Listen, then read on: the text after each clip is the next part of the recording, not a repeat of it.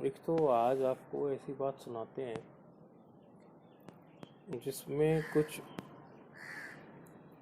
अधिक कोई विद्वता, कोई धातु प्रत्यय, कोई षड्दर्शन का प्रवेश नहीं भी जिनका हो, वो भी इस बात को समझेंगे। वैसे तो सरलता पूर्वक ही बताते हैं आप लोगों को, लेकिन फिर भी कई लोग को कोई कोई शब्द वैसे तो अभ्यास करना चाहिए। जहाँ से आपकी यात्रा चल रही है, जहाँ जिस स्तर पर, उससे आगे की तरफ बढ़ना चाहिए। एक तो व्यक्ति के मन में ये विकल्प उठते हैं, कई सारी चीज़ें होती हैं कि वो विभूति को देखकर बड़ा अपने ही ढंग के अनुमान लगा लेता है। चमक धमक को देखकर वो अपने ही ढंग के अनुमान लगा लेता है। और महात्माओं पर तो आक्षेप करना किसी का भी काम है। कोई भी महात्माओं पर आक्षेप कर देता है कि महात्माओं के पास इतनी चमक धमक क्यों है, ऐसा क्या है। तो इस बात को सैद्धांतिक स्तर पर आप समझिए कि आज आपको जो भी महात्मा, जो भी संत, आपको जिसके पास भी संसाधनों की क्या खूब खूब चीज़ें मिलेंगी, संसाधन खूब मिलेंगे, बहुतायत में, बहु प्रचुर मात्रा में जिसके पास संसाधन है, बड़ा आश्रम है, शिष्य हैं, या गाड़ियां हैं, या उनकी प्रसिद्धि है, तो उसमें आप अपने दृष्टिकोण को ठीक कीजिए। एक तो आप ऐसे समझ लीजिए इस बात को कि बिना परिश्रम वो उन्हें भी प्राप्त नहीं हुई है। एक दृष्टिकोण तो ये रख लीजिए कि बिना परिश्रम के वो सारी वस्तुएं उन्हें प्राप्त नहीं हुई हैं, अर्थात उन्होंने खूब परिश्रम किया तब उनको वो चीजें प्राप्त हुई हैं।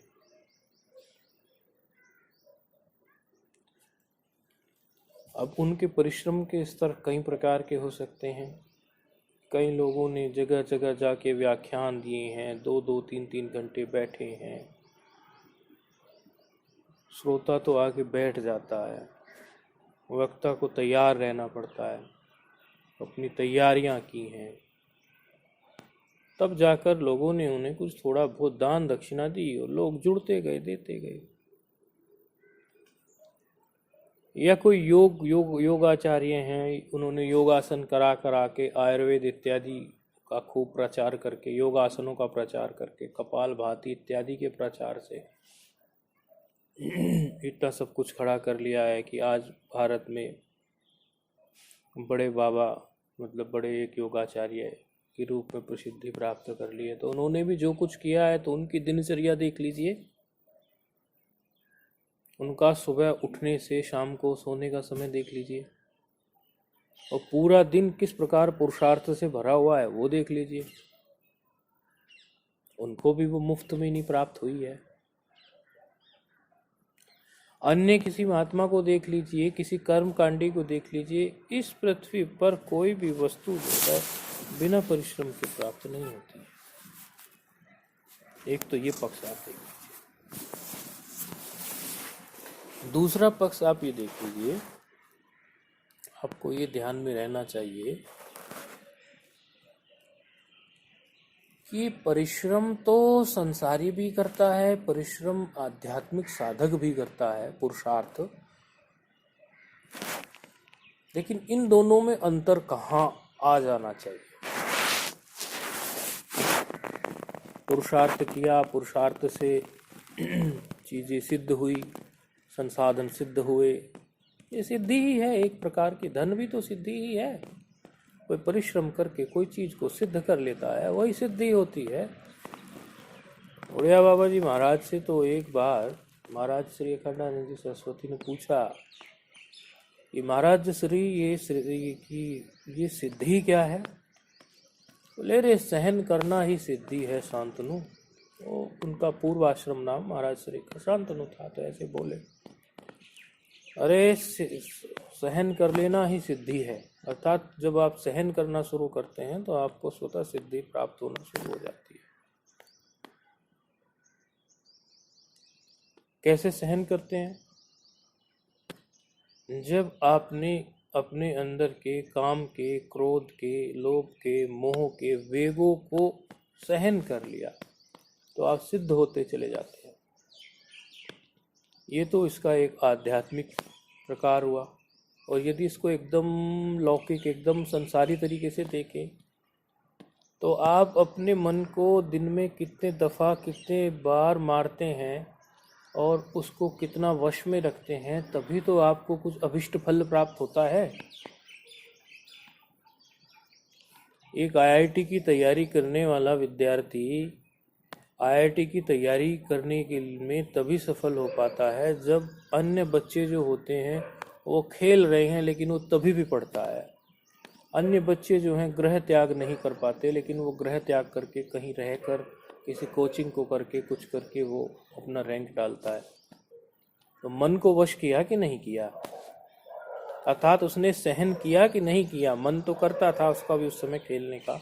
और डॉक्टर बनना हो, एमबीबीएस का कंपटीशन इतना टफ होता है, उसमें इतनी कम सीट है। और अब तो ये यूक्रेन का ये इशू हो जाने से अब तो और भी टफ हो गया है कंपटीशन, क्योंकि सारे डॉक्टर्स यही एमबीबीएस करेंगे। पहले तो यूक्रेन वगैरह में जा रहे थे, तो सीट तो वही है, सीट कोई खास ज़्यादा बढ़ी नहीं है, थोड़ा बहुत बढ़ी तो ज़्यादा नहीं बढ़ी है। तो उस विद्यार्थी को अपने मन को कितनी बार मारना पड़ेगा? लोग मोबाइलों में कुछ देखेंगे, गेम खेलेंगे या कुछ भी करेंगे, लेकिन उस विद्यार्थी को तो अपने आप को फोकस रखना पड़ेगा। तो सहन करेगा कि नहीं करेगा वो सारी चीज़ों को? उसके मन को लग रहा है, मन बार बार भाग रहा है, अंदर बड़ा कष्ट हो रहा है, तो उनको सहन करेगा। मन फड़फड़ा रहा है, उन सब वेगों को सहन करेगा, उनको नियंत्रण में रखेगा। सहन करना मतलब नियंत्रण में रखना। सहन करने का मतलब और क्या है? नियंत्रण में ही रखता है व्यक्ति। अर्थात जो करने को कर रहा है मन, उसको नहीं किया। तो ये जो भी सिद्धियां प्राप्त हैं किसी को, संसाधनों की, बाह्य संसाधनों की, आंतरिक जो सिद्धियां हैं वो तो किसी को दिखाई नहीं पड़ती, लेकिन बाह्य संसाधनों की जो सिद्धियां दिखाई पड़ती हैं, ये भी तो सहन करके, परिश्रम से, पुरुषार्थ से ही उनको प्राप्त हुई हैं। अब इसके दूसरे दृष्टिकोण पर चलते हैं कि ये सब प्राप्त हैं अथवा अप्राप्त हैं। जब ये विषय ना हो प्राप्त और अप्राप्त का, बाह्य संसाधनों का, विषय हमारा ये हो, चिंतन हमारा ये हो कि जीवन को हम कैसे जी रहे हैं। एक निपट संसारी व्यक्ति बाह्य चीजें प्राप्त करके उन्हीं में अपने समय को लगा देता है। एक आध्यात्मिक साधन, एक आध्यात्मिक साधक, एक जिज्ञासु, ये बाह्य संसाधन यदि उसके जीवन में उसे प्राप्त हो गए तो भी ठीक है, यदि प्राप्त नहीं हुए तो भी ठीक है, क्योंकि इनमें प्रारब्ध का भी तो वश होता है, पुरुषार्थ अकेला नहीं होता। क्योंकि कोई भी कार्य सिद्धि के लिए उसमें कई सारे उसके अवयव होते हैं, अंग होते हैं। उन अंगों को पूरा करके तभी ही वो कार्य सिद्ध होता है। उसके पास व्यक्ति के अंदर जो है चिकीर्षा होनी चाहिए, किसी भी कार्य को करने के लिए उसके अंदर एक विशेष प्रकार की इच्छा होनी चाहिए, मतकृति साध्यता होनी चाहिए, अर्थात उसके अंदर उस काम को करने की कोई सामर्थ्य भी होनी चाहिए। बलवद अनिष्ट होना चाहिए, मतलब कोई चीज प्राप्त करने चले और वो चीज प्राप्त करने में वो उसके प्राप्त तो हुई, लेकिन वो ठीक से प्राप्त करने में उसका नुकसान ही होना है। तो इस प्रकार से अनेकों अंगों से मिलकर तभी कोई कार्य की सिद्धि होती है।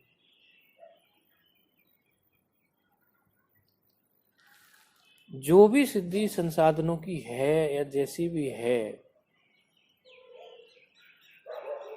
उनका अभिप्राय नहीं है आध्यात्मिक व्यक्ति के लिए। आध्यात्मिक व्यक्ति होगा तो वो क्या सोचेगा? अब वो आध्यात्मिक व्यक्ति किसी साधु वेश में भी हो सकता है, वो आध्यात्मिक व्यक्ति कोई गृहस्थ भी हो सकता है, वो आध्यात्मिक व्यक्ति वानप्रस्थी हो सकता है, सन्यासी हो सकता है, ब्रह्मचारी हो सकता है। क्योंकि मुमुक्षुता किसी भी आश्रम की बाध्यता में नहीं है। मुमुक्षुता कभी भी बंध कर नहीं रहती। तो यहाँ फिर व्यक्ति को एक अर्थ सही करना पड़ेगा, उसको देखना पड़ेगा कि हम किस प्रकार से जीवन को जी रहे हैं। शास्त्रों ने सारे सूत्र दिए हुए हैं और वास्तव में शास्त्र ही शासक, नियामक और मार्गदर्शक है। तस्मात् शास्त्र प्रमाण, तो शास्त्र ही प्रमाण है। 10 उपनिषदों के क्रम में सर्वप्रथम ईशावास्य उपनिषद ही पढ़ी जाती है और सबसे पहला जो मंत्र है, ईशावास्यमिदं सर्वं यत्किंचन जगत्याम जगन तेन त्यक्तेन भुंजिता मां गृधः कश्चित् धनम, तेन त्यक्तेन भुंजिता। ये भुज पालने और भोग अर्थ में ये धातु है, उससे भुंजिता बनता है। जो व्याकरण पढ़े बैठे वो तो उन्होंने बनाया भुंजिता शब्द। तो तेन त्यक्तेन भुंजिता मां गृधः कश्चित् धनम। अब देखो इसमें सारा सार करते हैं। Whatever lives is full of load, claim nothing, enjoy, do not covet his prosperity. जो कुछ भी ये तुम्हें संसार में दिख रहा है, ये जड़, ये चेतन, ये सब परमात्मा ही है। कण कण में प्रभु है, विराज रहा, सबको है वो देख रहा, चाहे पुण्य करो या पाप करो। तो कण कण में जो प्रभु है, ईशावास्यमिदं सर्वम यत् किंचन जगत्याम जगत, जड़ चेतन में सभी में वही परमात्मा व्याप्त है। ये भावना हमारी होनी चाहिए। और अगली जो पंक्ति है वो अभी संसाधनों को लेकर है। जिन संसाधनों से हमने जिक्र किया कि महात्माओं के पास जो संसाधन है, उन संसाधनों के बारे में आप जो दृष्टिकोण रखते हैं, तो भोग रहे हैं, मजा मार रहे हैं, इतना इनके पास तो ऐसे कपड़े, ऐसे वो। तो भैया जिन दिनों में उन्होंने ये भोग नहीं थे उनके पास, जब परिश्रम किया था, वो परिश्रम कर रहा, उन्होंने इतना किया है कि कितनी बार भिक्षा मांग के भूखे रहे, नहीं मिली, कितनी ऐसी परिस्थितियां हुई। अभी उनका जो है व्यवस्था दिख रही है, उनका साधना काल नहीं दिखता। और वास्तव में आध्यात्मिक साधक को तो किसी भी महात्मा का साधना काल ही देखना चाहिए, न कि उसके वर्तमान में जो उसकी विभूति है या वर्तमान में जो उसको विभिन्न प्रकार के संसाधन प्राप्त है। क्योंकि दृष्टि यदि उधर चली गई, आप साधना कभी नहीं कर पाएंगे। वो तो प्रारब्धवशात कैसे चीजें आ गई हैं, परिश्रम करने से, पुरुषार्थ से इकट्ठी हो गई हैं। और इतनी महात्मा को समझ होती है, यदि वो सच में महात्मा है। तेन त्यक्तेन भुंजिता, जो कुछ भी भोगा जा रहा है, जो कुछ भी तुम भोगोगे, जैसे भी भोगोगे, उसमें दृष्टि यही होनी चाहिए। सुबह एक निवाला, एक टुकड़ा, एक जो बेड टी आप लोग पीते होंगे या नहीं पीते होंगे, बेड टी लेना अच्छा नहीं होता, काढ़ा ले लेना चाहिए। वो लेने से और रात को सोने तक आपके उपयोग में आने वाली प्रत्येक वस्तु के स्वामी आप नहीं हैं। अब आप कहेंगे हमारा तो स्टैम्प पेपर है, रजिस्ट्री है, हमारे पास तो डॉक्यूमेंट हैं, गाड़ी खरीदी है, वो तो हमारा है। तो भाई यदि तुम ऐसा सोचोगे, इतना अहम पाल लोगे, तो अहम बढ़ता चला जाएगा। ईश्वर के नाते ये ईश्वर की ही वस्तु है, उसी के द्वारा मुझे प्राप्त हुई है, निमित्त मैं बन गया हूँ। उसमें साधारण और असाधारण दो प्रकार के कारण होते हैं। जब घट बनता है, तो घट बनने के समय पर मिट्टी से जब घट बनता है, तो क्या होता है? एक साधारण कारण होता है, एक असाधारण कारण होता है। साधारण कारण तो जो उसका निमित्त कारण है वो कुम्हार है, कुम्हार बना रहा है, चाक घुमा रहा है। लेकिन असाधारण कारण ईश्वर भी तो है। कालो देश प्राग भाव, ऐसे 8 साधारण कारण बताए। काल है, देश है, प्रागा भाव है, इस तरह से 8 बताए। क्या है साधारण कारण? यदि मिट्टी का घड़ा बनाया और उसने सूखने के लिए रखा, बारिश हो गई तो बताओ मुझे, हो सकती है? बारिश हो सकती है। तो साधारण कारण प्रत्येक वस्तु के पीछे ईश्वर होते ही हैं। आप केवल असाधारण कारण हैं, अर्थात अभी वर्तमान में आप दिख रहे हैं करते हुए, लेकिन साधारण कारण भी पीछे बैठा हुआ है। कई दर्शन उसको प्रारब्ध कह देते हैं, कई दर्शन उसको ईश्वर कह देते हैं, लेकिन प्रारब्ध को आगे पीछे, कर्म को आगे पीछे करने वाला, उसका फल देने वाला कोई नियामक तो बैठा ही होगा। तो ईश्वर तो आपको झक मार के स्वीकारना ही पड़ेगा।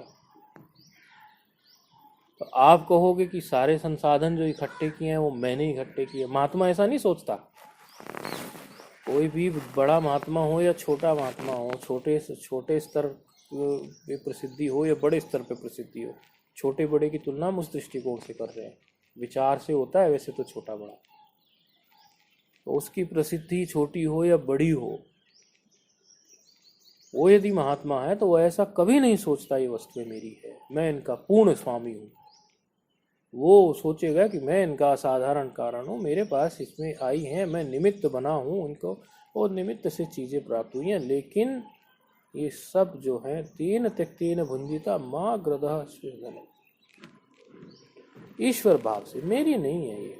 इसीलिए मैं इनका संग्रह भी ना करूं और इनका उपभोग भी ऐसे ना करूं कि बिल्कुल, आप यदि आप इस सिद्धांत से नहीं चलोगे तो आपका जीना भी दुभर हो जाएगा। आप कहीं गए, आपको लगा मुफ्त का चंदन घिस मेरे नंदन, कहीं किसी से मिल गया, आप उसको उपयोग इतना उपभोग किए जा रहे हैं, उपयोग किए जा रहे हैं, उपभोग किए जा रहे हैं, और अधिक, जहाँ जितना खाना था उससे अधिक खा लिया। कहीं शादी में चले गए, कहीं किसी होटल में, किसी गेस्ट हाउस में कहीं रुके, तो वहाँ गीजर आपने घंटों ऑन करे छोड़ दिया। क्यों? क्योंकि आपको उसका चुकाना नहीं पड़ रहा है। इसका मतलब आप वो सिद्धांत से चूक गए। अरे जिसके आप स्वामी हो वो भी आपका नहीं है, जिस वस्तु के आप स्वामी नहीं हैं वो भी, उससे भी आपको कोई लेना देना नहीं है, वो भी आपका नहीं है। सारी चीज प्रकृति की है, ईश्वर प्रदत्ति है, ईश्वर के द्वारा प्राप्त ही है। चाहे उसके निमित्त कारण ईश्वर ने आपको बना रखा है, आप खाली उसके एक एक संचालक हैं, एक उत्तरदायित्व आप पूरा कर रहे हैं। जितने समय है वो आपको, आप देख लीजिए, आपका यदि आप पकड़ के बैठ सकते तो मरना पड़ता है सबको, तो बेटों को चले जाता है, पोतों को दे के बनते हैं, गुरु भी चेलों को दे के मरता है। टिकाओ उसको हमेशा के लिए, तो ये सिद्ध हो जाता है ना कि आपके हाथ में है नहीं कुछ, खाली आप ऐसी दम्भ कर रहे हैं, ऐसी हुंकार भर रहे हैं कि यदि आप उपनिषद के सिद्धांत से च्युत हो रहे हैं तो आप या तो स्वयं इसका पालन करो, नहीं ईश्वर तो इसका पालन कराते ही है। ऐसा तो कोई व्यक्ति है ही नहीं कि जो मरा नहीं, जो जन्मा सो मरेगा। अब जो जन्मा सो मरेगा तो वो तब तो ईश्वर ने अब तुम्हें बता ही दिया ना कि ये तेरी वस्तु है ही नहीं। यदि तेरी होती तो पकड़ के बैठ। अब नए आ रहे हैं, वो नए फिर शोर मचाएंगे, मेरा है वो 50 60 70 साल आजकल एवरेज आयु है, 70 साल वो जिएंगे, फिर वो कहेंगे। आप इस सिद्धांत को अपने अभ्यास में ही क्यों नहीं ले आते? जो सिद्धांत आपको झक मार के मानना ही पड़ता है, तेन त्यक्तेन भुंजिता, त्याग भाव से आप क्यों नहीं भोग लेते? क्यों आप जो है उसमें उसका स्वामी बनने की कोशिश करते हैं? और सच कहें तो स्वामी बनने में आनंद है ही नहीं। स्वामी बनने में जिम्मेदारियां ही हैं बहुत ज्यादा। आप ईश्वर भाव से करो, ईश्वर भरोसे रहो, जो छूट जाएगा बोले छूट जाएगा, रह जाएगा रह जाएगा, आपको चिंता नहीं होगी, आप बहुत भार मुक्त रहेंगे। जो सच्चा सन्यासी होता है, सच्चा आध्यात्मिक व्यक्ति होता है, वो ये नहीं सोचता कि कल को चीजें छूट जाएंगी तो मेरा क्या होगा। वो कहेगा मेरे प्रारब्ध से जो आ रहा है वो अभी है, कल होगा या नहीं होगा वो तो प्रारब्ध से चल रहा है।